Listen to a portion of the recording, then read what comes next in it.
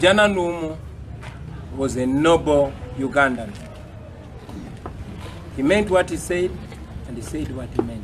He practiced what he preached. He stood for justice. He stood for decency. He stood for freedom. He lived for freedom. He lived for justice. And indeed, he died for justice. On a day like this, I would just call for a reflection. Most importantly, for the religious leaders in Uganda. The religious leaders are supposed to be representations of God, representations of the word of God. But as we have seen in the recent past, many religious leaders have indeed turned into religious dealers. They don't care what happens to the people. In the face of rampant murders, in the face of grave injustice, they are asking the people of Uganda to stay silent and suffer silently. In fact, die silently. Jana Ndung'u lived in the days of Idi Amin Dada, a regime that we are told, many of us were not born yet, we are told that it was extremely brutal. It can only be compared to the Museveni regime, but in my opinion, the Museveni regime is many, many more times more brutal than the Amin regime. He was killed for the truth. It is sad to see that many religious leaders today fear Museveni more than they fear God. I call them to reflect on the life and the example of Jana Ndung'u.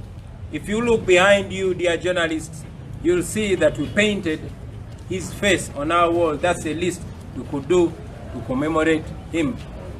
But to remind all of you religious leaders that God is more powerful than Museveni. In the holy books that we read, there were kings, fierce kings like Nebuchadnezzar, fierce kings like Pharaoh, fierce kings like Herod, but they all succumbed to the mighty power of God. So we celebrate him, and we call upon you religious leaders to emulate his example. It's on that note that I also want to thank and appreciate the religious leaders. I also want to thank and appreciate the religious leaders that stood for the truth. And many of them, we believe, died for the truth because their death is still questionable. So on a day like this that we celebrate the life of Sheikh Mozata, of my clan brother, now the late Bishop Kagwa of Masaka, who was very outspoken. He lived for the truth, and we are convinced he died for the truth because he died under very suspicious circumstances. Bansabye ziremune chendowooza ku lunaku olwaleero olwa omusumba Jana Ndung'u eyatemulwa mu myaka gy'ensanvu. Omusumba oyo nno Jana Ndung'u tumwenyimirizaamu, era ensonga lwaki bw'otunula emabega wa bannamawulire twamusiiga ekifaananyi kye ku kisenge kyaffe, kubanga yali ayogera kyategeeza era ng'ategeeza kyayogera, nga byayogera byakola, byakkiririzaamu byayimirirako mu bigambo ne mu bikolwa. Yayimirawo ku lw'amazima, ku lw'eddembe ly'obuntu, era yattibwa ku lw'amazima, ku lw'eddembe ly'obuntu. Emyaka mingi nnyo ffe abaddawo n'abo abatambulira mu kkowe lye ery'okusumba ekereziya ne kanisa, tulowooza nti olunaku lwaleero bandirowoozezza nnyo ku bulamu bwa Jana Ndung'u. Jana Ndung'u yabeerawo ku mulembe gwa Idi Amin, era yatemulwa ku mulembe gwa Idi Amin.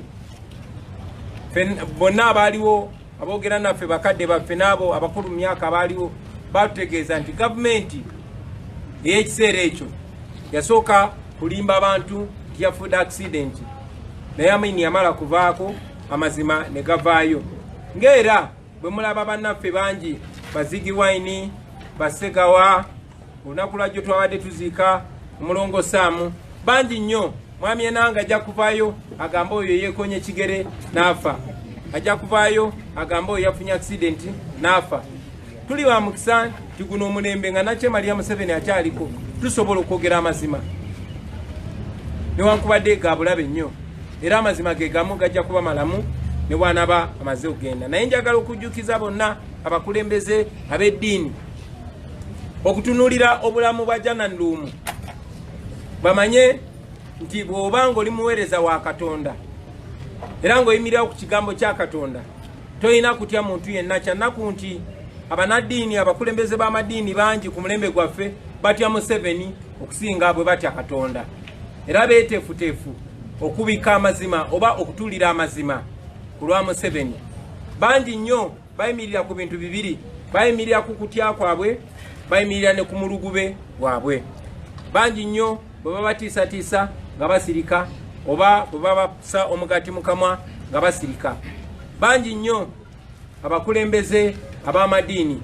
kati bakyuse twayitanga ba religious leaders kati abantu bangi babayita religious dealers naye njagala obajukiza ti Museveni si w'amaanyi kwenkana Katonda wabaddewo abafuzi bamusibira mu bbwa bangi kubira ddala byawandiikibwa bakerodde Nebukadduneeza bafalaawo naye bonna amaanyi ga Katonda gabalaga igabakakanya n'olw'ensonga eyo mutye Katonda okusinga bwe mutya Museveni ate muyimirireyo ku mazima kuba mmwe mutuyigiriza buli Sande ne buli Sabbiiti tubeere b'amazima n'amazima gajja tufuula ab'eddembe kannaffe twagala obbabuzanga bannayuganda nti muli b'abazima muli baddembe ekyo kibuuzo eri mmwe basebo ne bannyabo wakati mu kunyigirizibwa wakati mu butali bwenkanya wakati mu ttemu erigenda maaso tubasuubira mmwe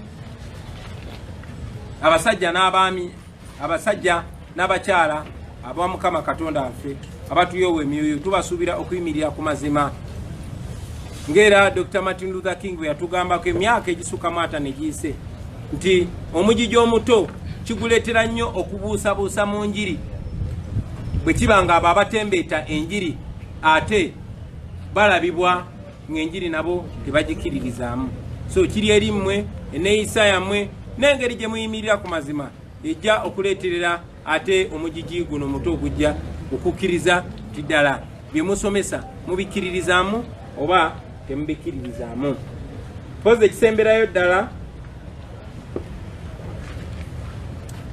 ekidirira ekisembayo mwami Ssematimba Bwegire yatubuuziza nti Ssaabalamuzi yatugamba ensonga y'omusango guno tetulina nnyo giyingizamu bannamawulire n'atubuuza nti ekikole bubi omusango gwaffe basebo ne bannyabo guno omusango gwa bannayuganda bannayuganda miliyoni ne miliyoni bavaayo ne bagenda ne balonda eddoboozi lyabwe ne lirinyibwako nga abakikola Mwami Museveni ne banne bakozesa omudumu gw'emmundu era bannayuganda baagala okumanya ekooti neetegefu okubawa obwenkanya n'olw'ensonga eyo bannayuganda balina okugoberera eno ensonga kigere ku kigere tumanyi bulungi nnyo toba oliawo ebigambo ebyo ebyayogerwa Ssaabalamuzi byali bigenderedde kujja bannayuganda na bwongo bwabwe kugoberera musango guno twagala okutegeeza Ssaabalamuzi ne kooti ensukkulumu ti eno ensonga ya bannayuganda te nabo bakozi ba bannayuganda bino bitongole bya bannayuganda kasita tuba nga tetusobezza ennono y'ekkooti ey'okukubaganya ebirowoozo mu lwatu ku nsonga eziri mu kkooti bannayuganda balina okugoberera ensonga zino kigere ku kigere n'olw'ensonga eyo njagala okukkaatiriza okusesiira ku nsonga y'ekkooti ennamuzi ekkooti ensukkulumu eya Uganda okuwakanya ekyekkooti eyo kutuwa eddakiika 30 zokka okulambula ensonga zaffe byonna byonna ebikolobero bibadde mu kulonda nga musango gwako gwa 2016 bawoleza wiiki namba tetwagala bino bibeere mu nzikiza twagala bibeere mu ttaala tumanyi ebitongole bingi nnyo tebyagala bannayuganda b'ensi yonna erabe ebigenda mu maaso ensonga lwaki bajjako internet ensonga lwaki bakuba bannamawulire nga n'omu tannatereera bulungi Akirafu Kasiri kubanga tebaagala bannayuganda bamanye ekigenda mu maaso ensonga eyandeeta mu bino okusingira ddala kwali kukyusa maaso ga bannayuganda bagatunuze awo awali ekinyusi kyabwe awali obulamu bwabwe awali ebiseera byabwe by'omu maaso era nga wewali eddembe lyabwe babitunuze ku ngeri gye bakulemberwa. N'olw'ensonga eyo bannayuganda balina okugoberera ensonga eno. N'ekisembayo munnamawulire ambuzza nti tugenda mu kooti okuwangula oba okuwangulwa, naye ffe tugambye nti bwe tutafune bwenkanya tujja kugenda mu kooti y'abantu. Kituufu tugenda mu kooti okuwangula oba okuwangulwa, naye okusingira ddala tugenda mu kooti okufuna obwenkanya.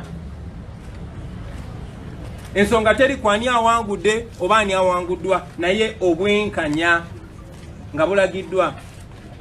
N'olw'ensonga eyo ekkooti ensukulumu bwerabirwa olunye nga talina bwenkanya, nga muloopye omusango naye gwe bawawaabidde ng'ali mu kunywamu kacaayi n'omulamuzi, nga gwe bawawaabidde omulamuzi ali mu kumuwaana na kumutegeeza by'alina okukola, omusango gumaze okusalibwa nga linga agamba yagusaze dda.